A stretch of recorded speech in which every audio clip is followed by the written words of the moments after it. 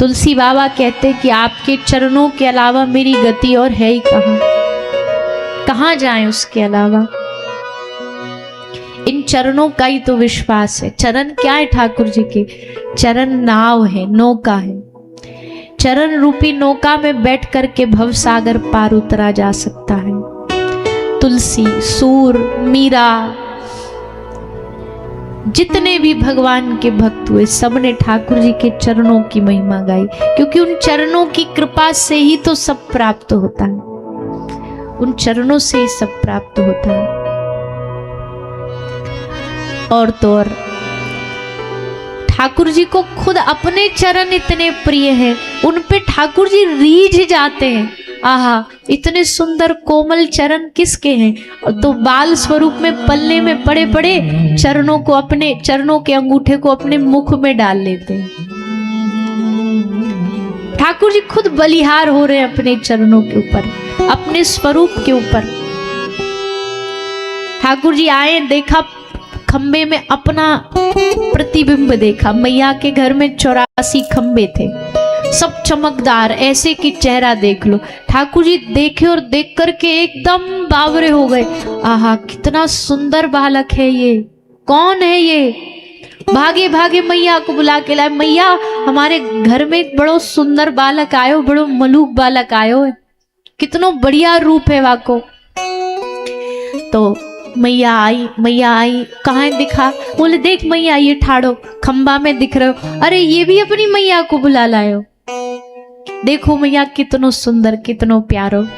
मैया बोली अरे बाबरे, ये तू ही है, तेरो ही चेहरा है। ठाकुर जी देख के स्तब्ध हो गए, अपने ही रूप को देख के स्तब्ध हो गए। हमारा रूप इतना सुंदर है। ठाकुर जी ने कहा ये तो हम घाटे में हो गए, फिर तो सारा जगत हमारे रूप का आनंद ले सकता, मजा ले सकता, वह हम ही नहीं ले सकते। इससे बड़ा घाटा क्या होगा कि हम अपना स्वरूप ही नहीं, रस नहीं ले पा रहे। ठाकुर जी ने बोला हाँ, ये घाटा बर्दाश्त नहीं, हम भी अपने रूप का आनंद लेंगे। हम भी तो देखते कैसा रूप है, हम भी तो देखते कैसा रूप है। तो कृष्ण का रूप देखने के लिए और राधा रानी का स्वभाव जानने के लिए ठाकुर जी ने कलयुग में श्री चैतन्य गौरांग महाप्रभु के रूप में अवतार लिए। निताई गौर हरि बोल, हरि बोल, हरि बोल कहते कहते श्री महाप्रभु श्री जगन्नाथ भगवान का रूप देखते तो पछाड़ खा के जगन्नाथपुरी में पूरा मंदिर के सिंह द्वार से लेकर के अंदर मंदिर के गर्भगृह तक श्री चैतन्य महाप्रभु हा जगन्नाथ, हा जगन्नाथ कहते कहते रोते रोते परिकर उठाते, उनको महाप्रभु को संभालते। महाप्रभु जगन्नाथ जी के चरणों तक ऐसे ही जाते। जगन्नाथ जी का स्वरूप का दर्शन किया चैतन्य रूप में और श्री राधा रानी के स्वभाव का दर्शन किया। राधा रानी का स्वभाव श्री जगन्नाथ भगवान के स्वरूप में विराजमान।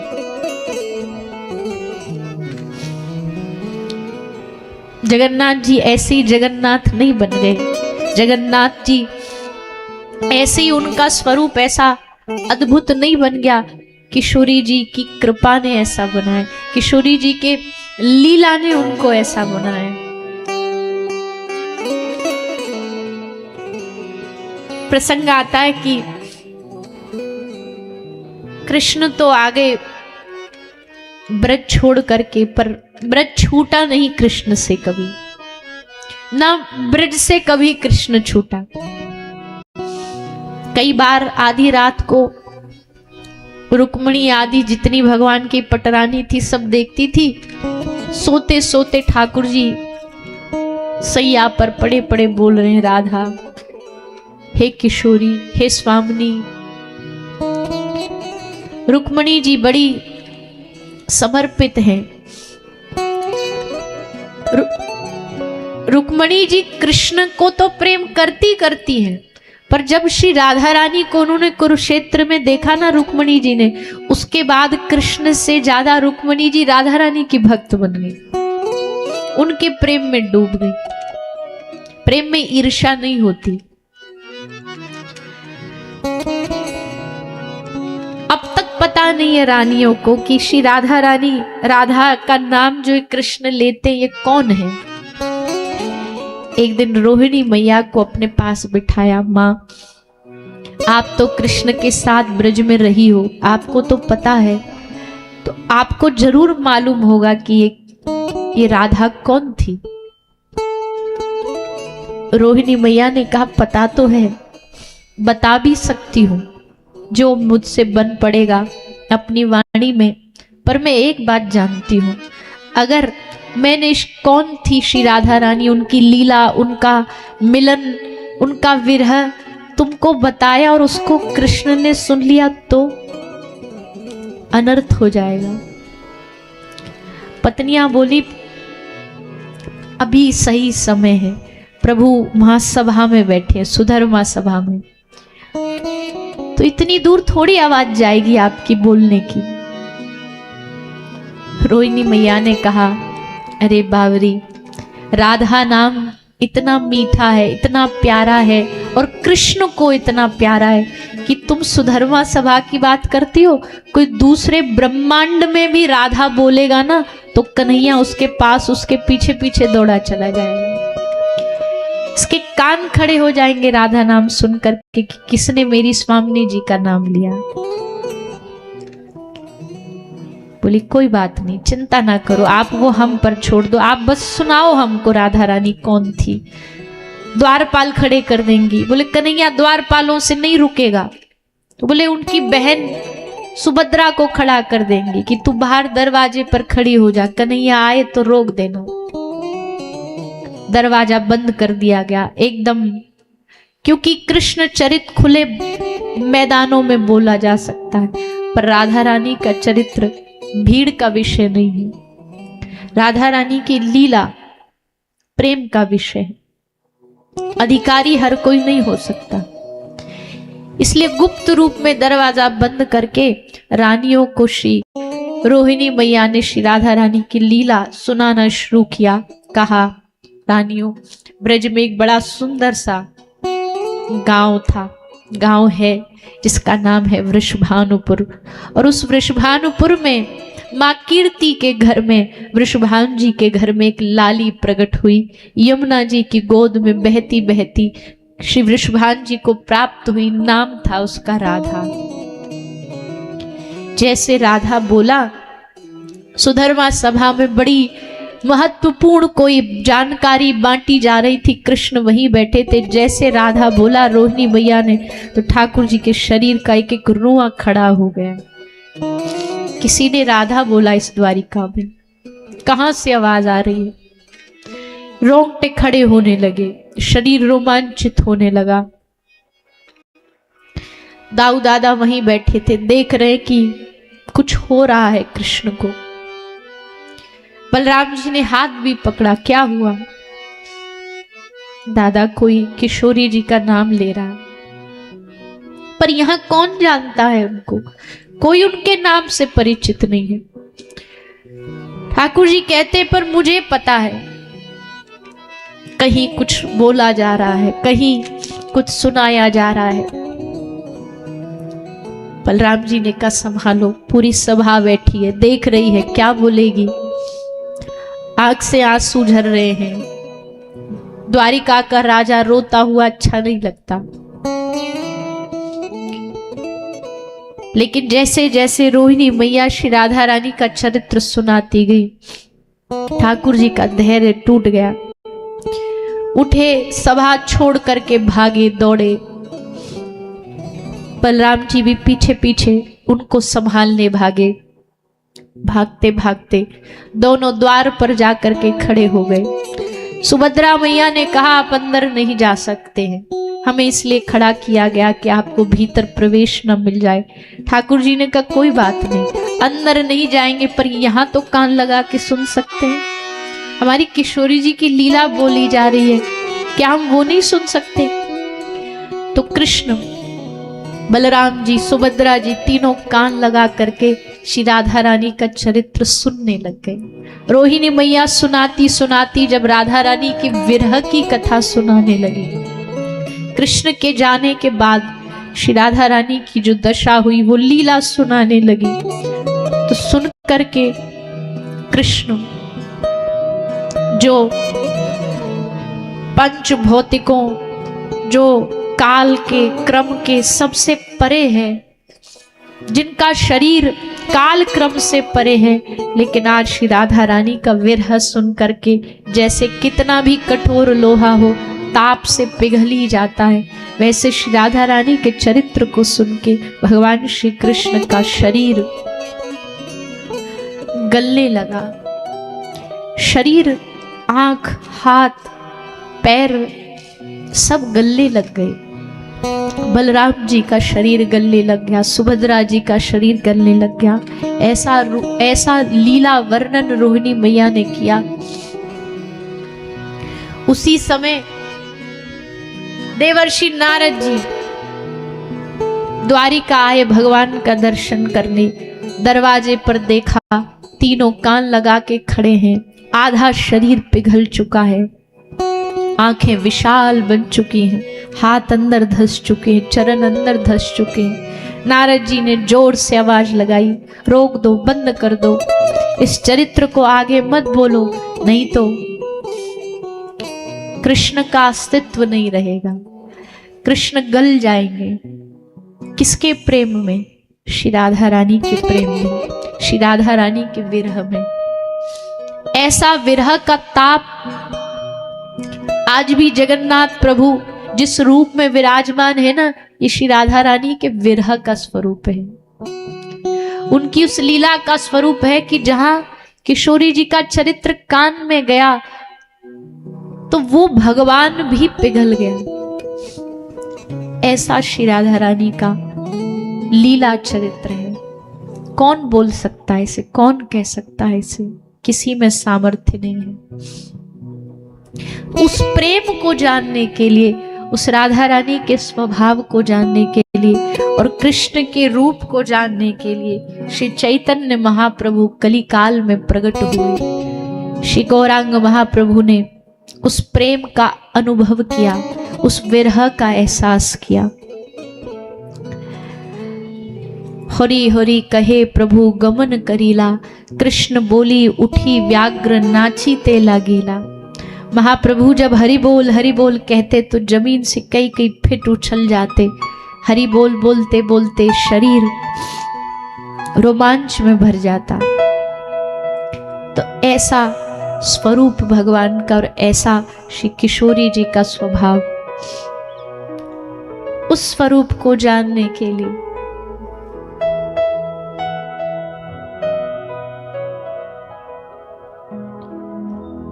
महाप्रभु प्रगटे।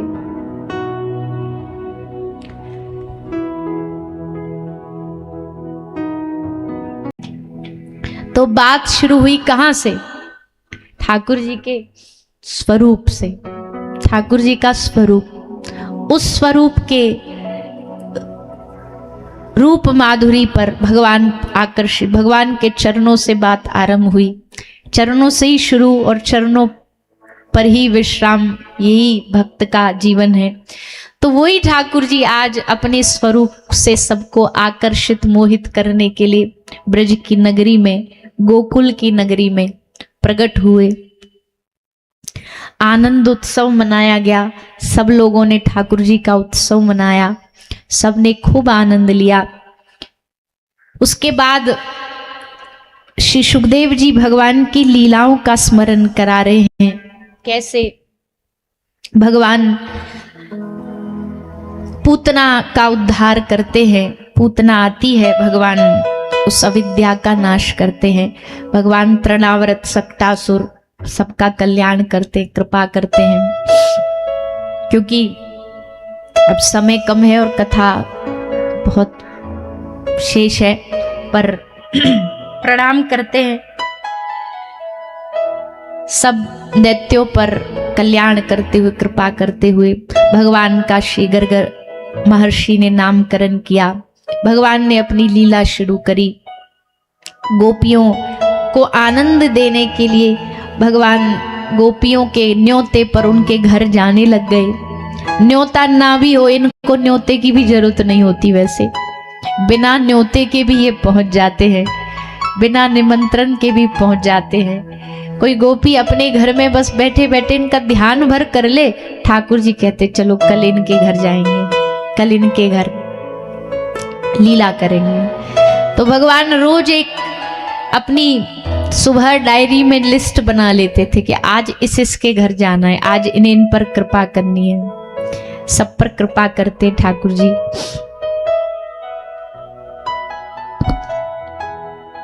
भगवान अपनी लीला कर रहे हैं, ब्रजवासियों को आनंद दे रहे हैं। माखन मिश्री इनको प्रिय है ही, माखन के लालच में, माखन के लोभ में पिघल जाते हैं। गोपी माखन और दूध दही छाछ के लालच में इनसे सब काम करवा लेती और ये सब कर देते। गोबर उठवाना हो तो उठा देंगे, गोपी कहती है बस उसके बदले माखन दे दूंगी। कोई काम के लिए गांव में, पहले के जमाने में ना गांव में जब किसी का ब्याह शादी होता था तो वो बुलौआ भेजते हैं। बुलौआ समझते हो है क्या? गांव का नाई जाता है, गांव का नाई सबरे गांव में सबको बुलावा देने जाता है। जैसे ब्याह हो तो वो बुलावा देने जाएगा, सब पहुंच जाना, 5 बजे गीत गाए जाएंगे, बताशे मिलेंगे। तो नाई जाता बुलौआ बन के। गोपी कहती है नाई की क्या जरूरत है, हमारे डर तो फ्री का बुलौआ है। नाई को तो फिर भी कछु देवो पड़ेगो, ये तो फ्री में ही घर घर डोले आवेगो, वैसे भी या कुछ शौक है डोलवे को। ठाकुर जी को बड़ा शौक था घूमने फिरने का। पाम एक जगह इनका टिकता नहीं, क्योंकि पाम में चक्र है ना, चरण में इनके चक्र है, तो चक्र एक जगह इनको टिकने नहीं देता था। तो गोपी बोलती फ्री को बुलौआ मिल रहा, जा कन्हैया सबरे ब्रज में सबरी गोपी को बुलावा दिया। ठाकुर जी बुलाने चले जाते, सबके घर जा जाके दरवाजे पे, अरे ओ सखी, अरे ओ चंद्रावली, अरे ओ ललिता, देख वाह सखी के घर बुलौआ आयो चल। अब ऐसा प्यारा बुलौआ अगर आ जाए बुलाने तो भैया फिर कौन मना करेगा। सब सखी बोलती आ रही हम सब आ रही हैं, सब इकट्ठी हो जाती, गीत गाती। ठाकुर जी सब गोपिन के बीच में बैठ जाते, सब गोपिन के बीच में बैठ के कभी गीत को आनंद ले रहे हैं। गोपिन के संग रहना तो इनको पसंद हो ही। कोई यमुना जी पे जा रही है तो वहां पीछे पीछे आ जाते हैं। खूब लीला सुंदर ठाकुर जी ब्रज में कर रहे हैं, मैया के संग भी खूब आनंद दे रहे हैं, ग्वाल वालन के संग भी आनंद दे रहे हैं। सखा मंडली इनकी बड़ी एकदम परफेक्ट थी। परफेक्ट कैसे बोले, कछु भी है जाए खुद अपने ऊपर सबरो इल्जाम ले लेंगे, खुद फंस जाएंगे, पर कन्हैया पे इल्जाम नहीं आने देते। कन्हैया के एकदम ढाल बन के रहते। जहां लगती ना कि अब मामला गड़बड़ाने वाला है, अब चोरी पकड़ने वाली है, तो ग्वाल वाल खुद अपने आप को फंसा लेते, कन्हैया को कहीं शॉर्टकट से निकाल देते। बोले बस ये सरदार जी सेफ रहने चाहिए बस, क्योंकि मेन अगर हेड सेफ है तो फिर तो मामला चलता ही रहेगा। अगर हेड ही पकड़ा गया तो फिर सब गड़बड़ा जाएगा।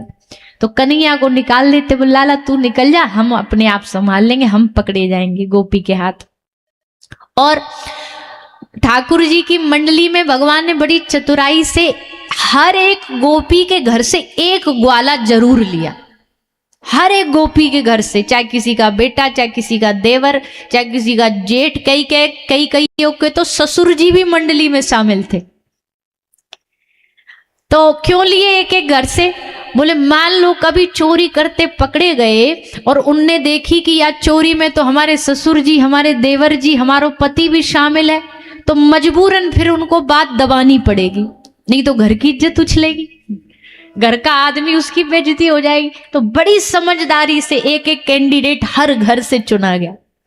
ठाकुर जी ने सब एक एक सदस्य घर से लिए और फिर चोरी चालू करी। चोरी करते भय भगवान सबरे ब्रज में आनंद लेते भय डोल रहे हैं, गोपिन को आनंद दे रहे हैं, स्वयं आनंद ले रहे हैं। माखन चोरी की लीला सुनाई गई। फिर आगे कथा आती है, श्री ठाकुर जी ने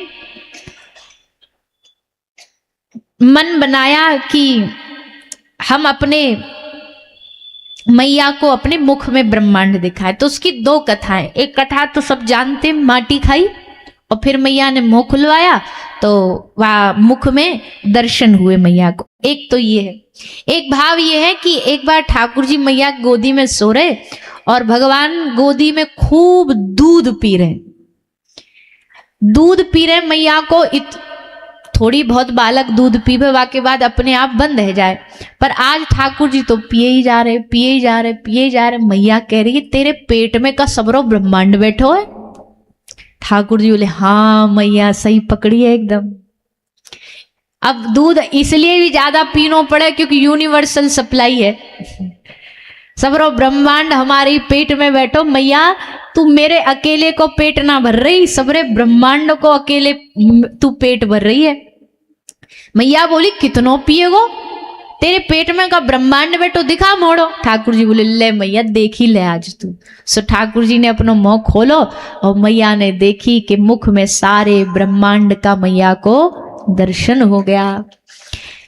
सारे ब्रह्मांड का मैया ने दर्शन किया। मैया घबरा गई, डर गई, पतो ना छोरा के मोड़े में कौन से भूत प्रेत घुस गए, कौन सी अलाय बलाय घुस गई हैं। जरूर छोरा पे कछु दिक्कत है, जरूर छोरा पे कोई ऊपरी चक्कर है, तो कैसे ठीक होगा। मैया बोली चलो या को गौशाला लेके चलो, गाय को झाड़ू लगवाओ, गाय की पूंछ को झाड़ू लगवाओ। क्योंकि भैया बात जमाने में तो गैया ही हॉस्पिटल होती थी, गैया ही वैद्य होती थी, सब कामों का, सब बीमारियों की दवा गाय में ही छिपी होती थी। कोई को कुछ बीमारी हो जाए बोलो गाय को दूध को बना करके ओट के पिवा दो, कभी कछु है गो तो गाय को घी खवा दो, ऐसे ही इलाज हो जाते थे। गाय ही सबका इलाज कर देती। पहले के जमाने में कौन से मल्टी स्पेशलिटी हॉस्पिटल होते थे, कौन से सर्जन होते थे। पहले बीमारियां ही इतनी नहीं होती थी, पहली बात तो इतनी बीमारियां ही नहीं होती थी। अब बीमारी बढ़ी तो हॉस्पिटल बढ़े, एलोपैथी दवाइयां बढ़ी। अब तो महाराज घर घर में कोई घर बचा नहीं होगा जहां डब्बा भरे ना हो दवाइयों के। सबके जीवन में 30-40 से ऊपर गया नहीं शरीर के, बस फिर तो रोज की डॉक्टर एक प्रिस्क्रिप्शन लिख करके दे देता है। फिर तो ब्रेकफास्ट लंच डिनर सबके साथ साथ एक कटोरी में छोटी में 4-5 गोली बीपी की, कोलेस्ट्रॉल की, शुगर की, ये रोज खानी है, सबके साथ है। क्यों? क्योंकि गाय जीवन से चली गई, सात्विकता चली गई, शुद्धता चली गई। इसके कारण फिर जीवन में ये सब होता है। तो अभी भी समय है, हम तो फिर भी यही कहते हैं अभी भी बहुत कुछ नहीं बिगड़ा है।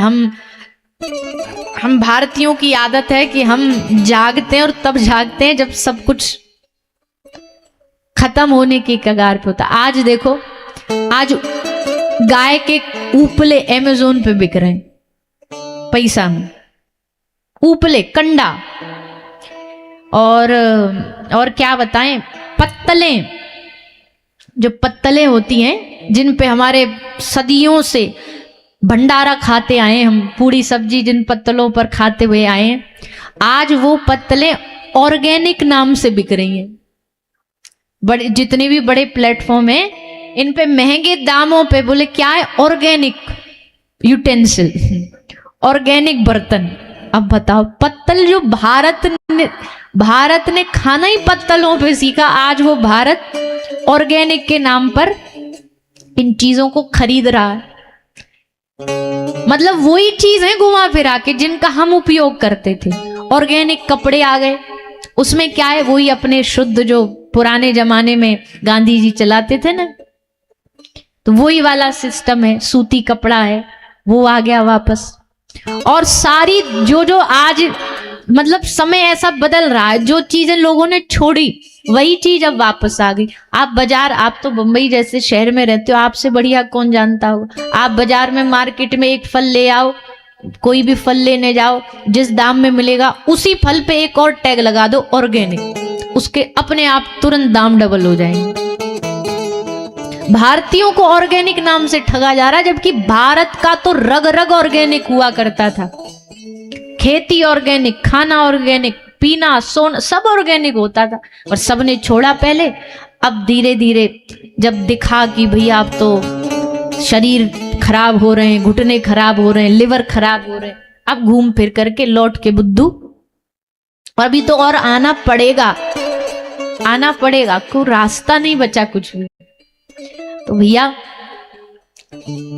विदेशी लगे भारत की नकल करने में और भारतीय पड़े अंग्रेजों की नकल करने में। तो अपनी शक्ति को पहचानिए। भारत की शक्ति में, इस शक्ति को जिस दिन हम पहचान लेंगे ना, उस दिन विदेश की कॉपी करना छोड़ देंगे। अपनी वास्तविकता को जानिए। तो गाय समस्याओं का मूल है, समाधान है, सब समस्याओं का मूल समाधान है। तो उसमें जितने लोग, जितनी संस्था, जितने गौ सेवक, आज एक भैया आए मिलने, बड़ी हृदय में पीड़ा व्यक्त कर रहे थे। बोले हम तो यहाँ पे बम्बई में हम डॉक्टरों के पास कभी गाय, वो अपने ही आप ही सेवा करते हैं, उनका कोई ऐसा नहीं। तो बता रहे सेवा कर रहे हैं, हम डॉक्टर को किसी को ले भी जाते हैं गाय, तो डॉक्टर बोल देते हम तो कुत्तों का इलाज करना जानते। आज बम्बई जैसी किसी सोसाइटी में चले जाओ, हम ज्यादा तो कहीं कुछ ज्यादा वैसे किसी के घर आना जाना करते नहीं। आज ही बस एक जगह गए थे किसी घर में, तो बड़ी लंबी ऊंची बिल्डिंग है, और वहां से अगर 5 मिनट किसी का इंतजार करने खड़े हुए तो वहां से 4-5 कुत्ते तो हमने निकलते देख लिए, और ले करके वो जो घर में काम करते वो घुमाने ले करके जा रहे। बताओ, हमें लगा कि हम कोई भारत में खड़े किसी विदेश में आ गए, वो निकाल करके। अगर आपको गाड़ी में से कोई कुत्ता झांकता हुआ नजर आए, समझ लो किसी शहर में आ गए, किसी बड़े शहर में आ गए। और कहीं कोई गाय दिखाई दे तो समझ लेना अभी भी यहाँ। जब पांडव अज्ञातवास पर गए थे ना, तो दुर्योधन ने उनको खूब खोजा, खूब पता किया, कहीं नहीं मिले। तो उसने अंतिम एक बात बताई थी कि पांडवों को खोजना तो एक ही रास्ता है। क्या? बोले जहां तुम्हें गाय नजर आ जाए ना, समझ लेना यही पांडव छुपे हुए होंगे। क्योंकि अच्छे लोगों की पहचान है, जहां सात्विक लोग होंगे वहां गाय जरूर होगी। तो इसलिए हम तो यही निवेदन करेंगे कि भैया आप सब लोग आज, खैर इस धरती पे बैठ के क्या बोलें उस बारे में, पर आज एक नाटकीय फिल्म जिसमें कोई सत्यता नहीं है, आज वो नाटकीय फिल्म, एक फिल्म 1000 करोड़ रुपया कमा लेती है। पर बुरा नहीं मानेगा, और माने तो माने, वो धन जा भी किसके पास? किसी सेवा में लग रहा है? बोलिए ना, किसी सेवा में लग रहा है? किसी हॉस्पिटल में लग रहा है? किसी गरीबों के खाने में लग रहा है? किसके पास जाएगा? जो उस फिल्म से जुड़े हुए लोग हैं उनके पास, उनकी जेबों में वो जाएगा। कहीं किसी सामाजिक सेवा में वो धन नहीं लग रहा। पर देखो हम कैसे लुटाते हैं, बरसाते हैं।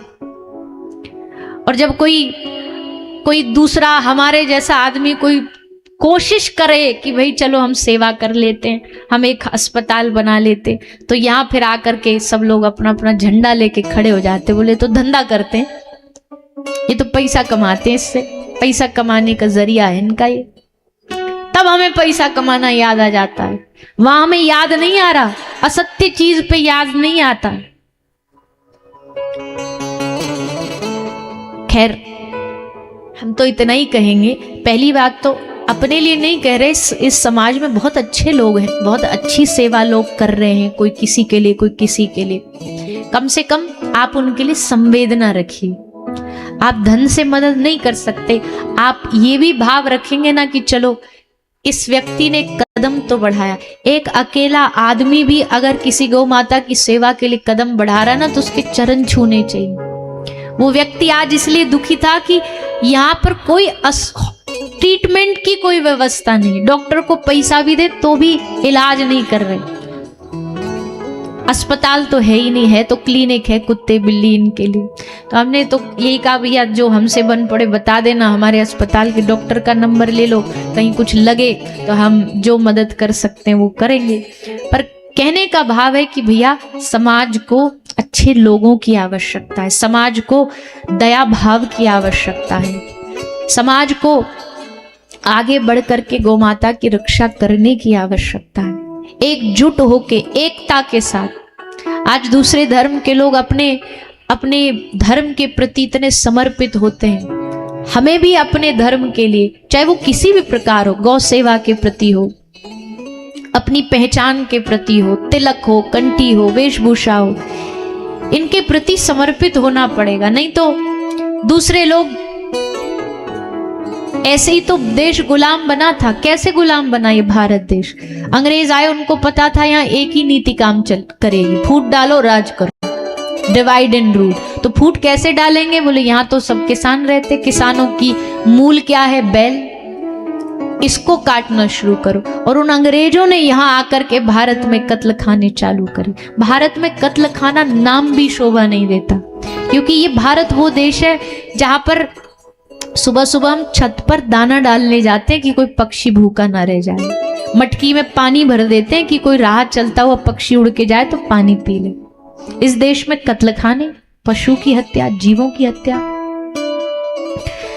पर स्वार्थ वशीभूत आदमी कुछ भी करता है, वही हुआ है। पर अभी भी समय है, सब जगिए, सब समझिए, तन मन धन हर प्रकार से गौ माता की सेवा, गौ माता की रक्षा के लिए प्रतिबद्ध होइए।